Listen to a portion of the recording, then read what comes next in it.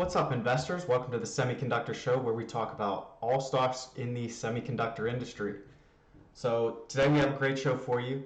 We're going to be talking about Qualcomm. Qualcomm's been on a little bit of a dip. So let's move my face out of the way and let's just kind of look at the stock price just in like general terms to start off. So just this past week, they actually hit about 152 and now they're at 136. As a year to date, they at one point were at 187 all the way down to 136. So we're just going to kind of go into some news and then do a technical analysis portion, see if this is a good time to buy this stock. So as we go through our articles, you're going to kind of see that it's kind of like positive news, and then we're going to trail into kind of the more negative side, and then we'll just kind of make our judgment call in terms of a buying opportunity. So in terms of the positive, so Qualcomm just announced it completed the acquisition of Arriver, the autonomous vehicle software segment of Veoneer. So that was a purchase that they made. It hasn't been announced how much that cost, but we'll kind of go into the details of kind of what we can expect in terms of revenue for them.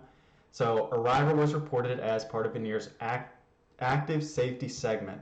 In the autonomous industry, active safety refers to advanced driver assist systems, or ADAS, that help reduce the severity of accidents by managing the steering or speed of a car for the person behind the wheel. In 2021, Veoneer made just shy of 10.1 million active safety system deliveries to automakers. The segment revenue was $869 million and saw a year-over-year increase of 39%. So close to $1 billion in terms of revenue that's going to be injected into Qualcomm and their income statement. And if we continue to see that type of growth, this could be a major segment in Qualcomm's revenue. In terms of Qualcomm's revenue, at least for the year, they're currently projected to do about $40 billion. So this isn't too much of a percentage, but if we can get it up to like $3 or $4 billion, then we're kind of talking about a significant portion of their revenue streams. So Qualcomm's platform is scalable across an automaker's entire lineup of vehicles, whereas the competitor, NVIDIA, they have this Drive Orion chip platform, and it's geared towards premium models only. So that's a benefit of Qualcomm. They're not, they're spreading the love. They're not saying we only serve one type of market. We're going across the board. And so one of their executives, Paul Kiawala, and other executives outlined how this process will take Qualcomm's total addressable market from about 100 billion to 700 billion. So that just shows the potential of an acquisition like this. It's really going to expand their TAM market, their total addressable market. Qualcomm's auto segment, currently, they hauled in about $256 million in sales in the first quarter, which was released in like January. But that was their first quarter of 2022. The $13 billion sales pipeline extends years into the future, so they've already made sales going out into the future worth an estimated $13 billion.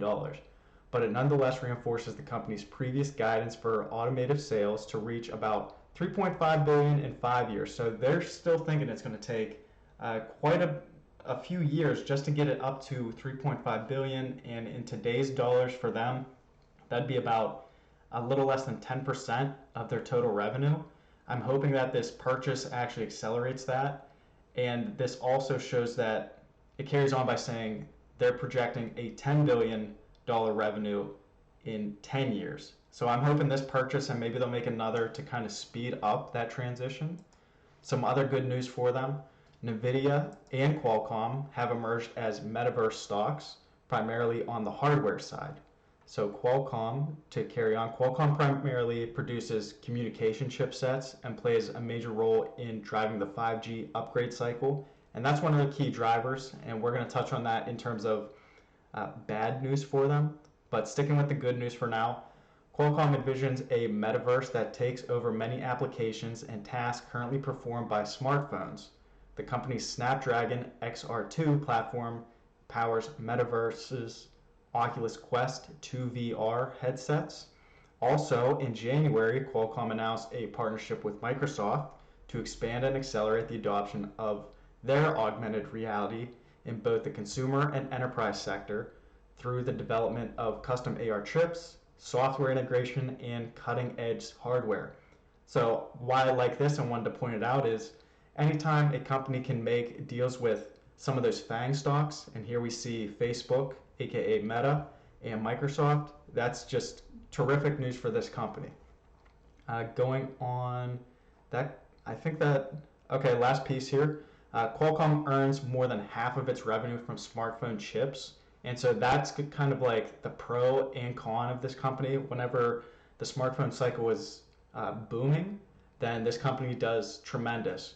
But whenever the cycle kind of slows down, that's why they say the semiconductor stocks are cyclical. And so right now they're predicting that it's going to start trending down, but we'll kind of save that for a little bit later. But otherwise, so half of its revenue from smartphone chipsets, and its more smart metaverse related technologies do not yet make up a large percentage of revenue. So once again, this is kind of the good news in terms of they're diversifying and they're trying to get into other revenue stream type activities. Also, manufacturers need Qualcomm Snapdragon chips to build 5G smartphone. So this is a huge plus right here. A factor that will probably keep much of the emphasis of smartphones for the foreseeable future. So that's just a little fun fact for us that Qualcomm, they apparently they've cornered the 5G market that all smartphones basically need to pay like a tribute to Qualcomm, whether they use their chip or not. Something I didn't know before this, but yeah, so any 5G smartphone, they need to basically pay a royalty to Qualcomm.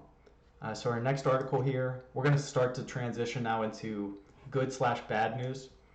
So Qualcomm, they're often considered a solid investment for long-term investors. It's leading producer of application processors, integrated GPUs, and baseband modems for mobile devices, and its massive portfolio of wireless patents grants it a cut of every smartphone sold worldwide, even those that don't use Qualcomm chips. So that's what we just said. Any smartphone with 5G, they have to pay Qualcomm some amount because they must have invented and patented that technology. And I'm hoping they can do this for the next generation, say 6G, whenever that comes.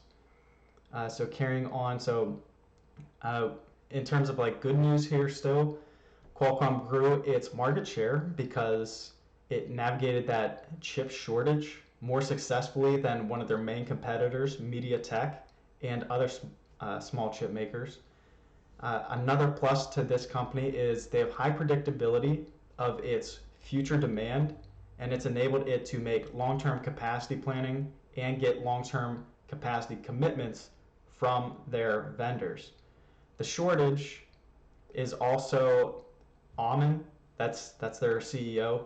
He is currently projecting that the shortage for the chip market, at least in their field, is supposed to ease in the second half of the year, and this is a lot of companies have said that, so not so much new there.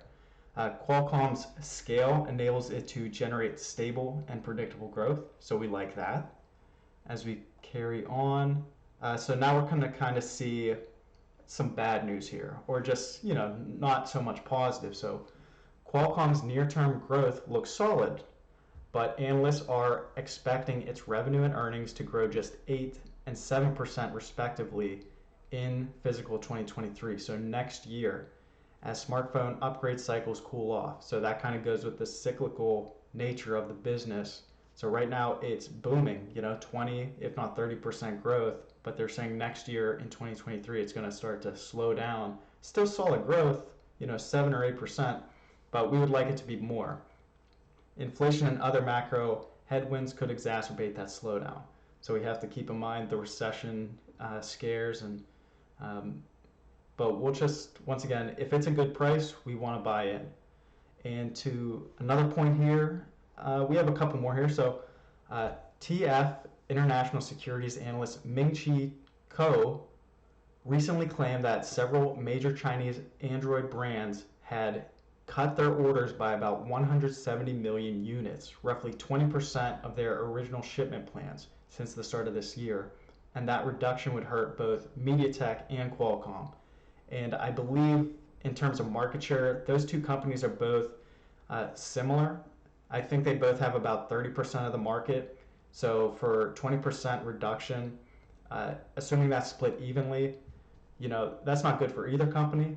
And for Qualcomm specifically, it's not good for us.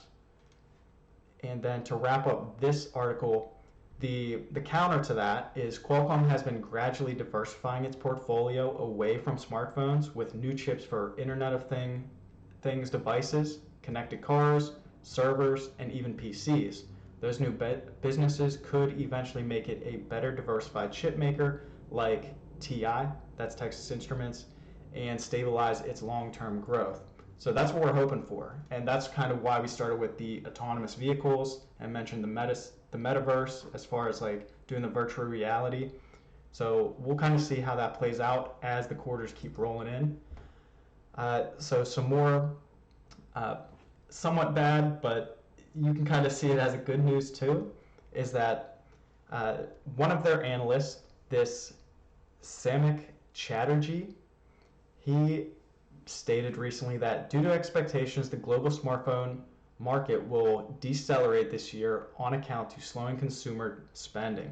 Chatterjee anticipates the lowered outlook for the smartphone market will drive softer QTL, which is their licensing revenue, as well as a slight moderation in QCT, which is their technologies revenue.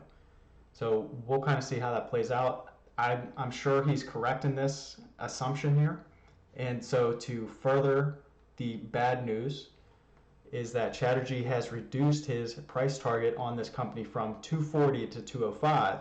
The twist, the good part about this is there's still an upside because what it's selling at right now, you would still see a 41% increase in price. And he currently still lists this as a buy for the stock.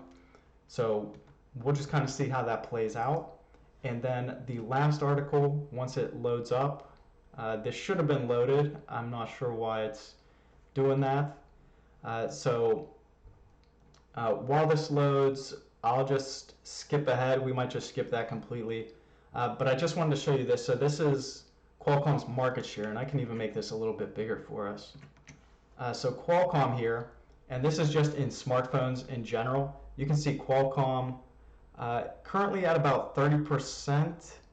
Let's see. So this is Q4 of 2021. They grew from 23% to 30%. And that's what we were talking about in that other article, how Qualcomm navigated the shortage better than the current leader, MediaTek. And that's how they grew so much, so fast over this past year. And then the other piece, this other chart that I love this one, is this shows the 5G market for them. And Qualcomm clearly is dominating that. And that's why we are interested in this one, because 5G is one of our buzzwords, and Qualcomm is dominant in that industry. 76%, so just something to be aware of. If any sales are going through in terms of 5G phones, Qualcomm's probably getting a piece of that. And let's see if this loaded. All right, we're going to skip that article. Probably was, if it loads in the end, I'll show it, but for now, we're just going to go right into the stock analysis. So right now, you can kind of see we're on a downtrend. And so we can even, I've seen other analysts kind of do this. So let's just kind of, we'll try to make this a little prettier for everybody. We'll draw in two trend lines just to show like what is kind of like the zone that we're in terms of our decline, and kind of see if we can pinpoint an actual spot to buy. So overall, it seems like we are now officially in like one of these consolidation zones, and that zone is about 150 to 123. That is this zone right here. We'll make this line a little bit thicker because that is our new support line. And so we drop below 150, and at one point I was saying that could be a chance to buy, and I do think it is that, and I definitely opened a position in this company when it dipped below 150. But normally, anytime you drop below a support line, that is a potential indicator that if it drops below that support line, it could carry all the way back down to our next support line. And in this case, that is 123, and it seems like that's exactly what's happening. We're currently right in the middle of that zone, and based on the broader economic factors that are kind of impacting all stocks in general, not just them, we could easily see this continue to pull back to 123. And so for me, at this point, I'm going to kind of just hold my position just because we are right in the middle of that zone. And if we continue to pull back, the next time I would be interested in buying would probably be closer to like less than 130. That would probably be my next opportunity to buy, because right now it just seems like we are on a sharp downtrend, and with not much support in between, that's just my opinion. That would be my next buy opportunity around 130 or less. That's when I'm looking to maybe add a little bit to this position. But yeah, that kind of wraps this up. It looks like this article is not loading, so not sure what happened there, but yeah, so I hope you enjoyed this. Please like, please subscribe. I'm looking to share more. There's also a Webull account in the description below. If you don't already have an account, please open one up, and you can invest in these stocks using that platform. If you use the link below also, you'll get 5 free stocks by using that link. So consider that basically free money. But otherwise, I hope you have a great night, and I will see you on the next one. Bye, guys.